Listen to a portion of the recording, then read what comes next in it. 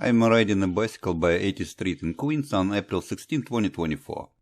Here I spotted an aquarium left on the sidewalk. Let's take a look. Yep, someone put a barely used cube-shaped glass aquarium to the trash. There is a water pump and built-in filters. It even has a glass cover. All walls seem to be intact. It's about a 4-gallon, very pretty tank. Aha, one of the removable glass pieces is broken. I think the aquarium can be used without it just fine.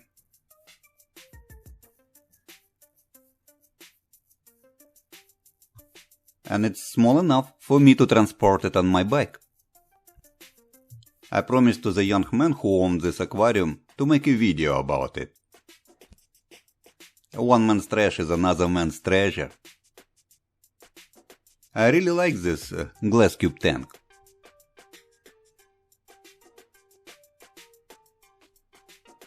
It comes with a small water pump that can be attached to the wall here.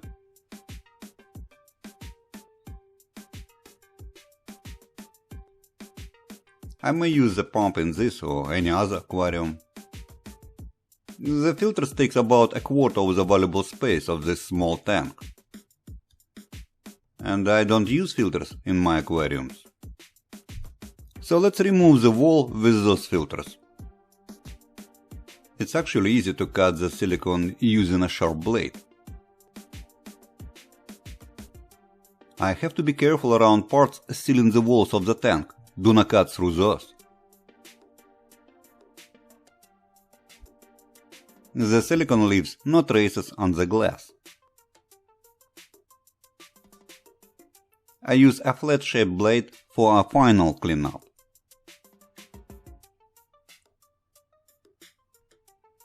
Now I have a glass cube with 9.5-inch sides. It has a capacity of 13 liters or about 3.5 gallons of water. I wash it clean and fill it up with tap water and let it sit overnight. The cover only covers 3/4 of surface, leaving a huge gape where the filters used to be. One of the glass walls used for separating filters comes in a perfect size for this purpose. I use sandpaper to smooth sharp edges and corners of this glass piece. Now I have 2 pieces of glass to cover the tank.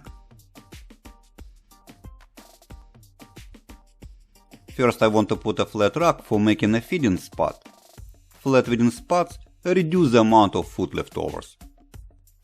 The rest of the bottom I covered with medium-sized gravel. I'm going to reuse some lava rocks from my old aquarium to make a cave. More about lava rocks in a video that I'm going to publish on June 18th. I simply reassemble the lava rocks to make an arch. Also, I put more gravel on the back of the tank to make the bottom inclined towards the front glass for better viewing. The Java Fern in my main aquarium has been producing many offspring. I picked 5 new plantlets for the aquarium. Stick Java Fern plantlets between gravel and lava rocks.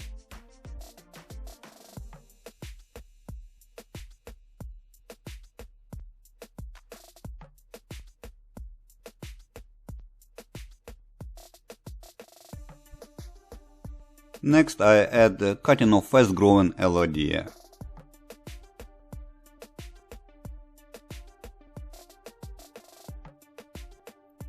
And let's add cuttings of fast-growing gape grass. I use fast-growing plants for making fish food flakes and to control algae growth. Scuds are the first creatures I put in all my aquariums, including this one. Baby scuds feed on common green algae. Adult scuds feed on plants and everything else they can chew on. Fish eat scuds. I also like bladder snails, they are fun to watch. Bladder snails feed on common green algae growing on walls of the aquarium. fish and scuds eat snail eggs. It will take another month or so to establish colony of snails and scuds in this aquarium. Also, it takes about 2 weeks for bacteria to build up in newly set up aquariums. Then I could add fish. Meantime, I could add this pretty pink turtle. My granddaughter named this turtle Sully. We have made a fully functional, sustaining aquarium, safe from trash and looking pretty. Here you can see the aquarium 1 week later on April 25th, 2024. Scuds and snails are busy keeping the aquarium clean. I don't use filters and I don't change water at all. Snails and scuds have all food growing right here, I don't have to feed them anything else. And the little Sally turtle looks pretty with scuds on top of her. You are going to see this aquarium in my future projects. Have fun and happy aquariums!